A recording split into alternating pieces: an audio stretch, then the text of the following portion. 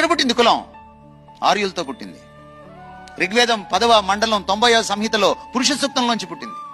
ఇక్కడ నుంచి బ్రాహ్మలు వచ్చారు, ఇక్కడ నుంచి క్షత్రియులు వచ్చారు, తొడల నుంచి వైశ్యులు వచ్చారు, పాదాల నుంచి శూద్రులు వచ్చారు. గమ్మత్ ఏంటో తెలుసా? కులం దేవుణ్ణి నాశనం చేసింది, దేవుణ్ణి అపవిత్రం చేసింది. పాదాల నుంచి వచ్చిన శూద్రులు అపవిత్రులైతే దేవుడి పాదాలు కూడా అపవిత్రమేగా? చెప్పండి, మీరు చెప్పండి, అవునా కదా? మీరు గుడికెళ్ళి దేవుడి తలకాయ పూజిస్తారా, దేవుడి పాదాలు పూజిస్తారా? దేవుడి పాదాలు పూజిస్తారు. మరి అందులోంచి కదా శూద్రులు వచ్చారు. నీ పద రాజీవములతో అని పాడతావే, నీ పాద పద్మములకు అని పాడతావే, ఆ పద రాజీవాల్లోంచే, ఆ పాద పద్మాల్లోంచే కదా శూద్రులు వచ్చారు, అస్పృశ్యులు వచ్చారు, అధములు వచ్చారు, పంచములు వచ్చారు, చండాలులు వచ్చారు. అంటే నీ దేవుడు సగం అపవిత్రుడు, పైన పవిత్రుడా?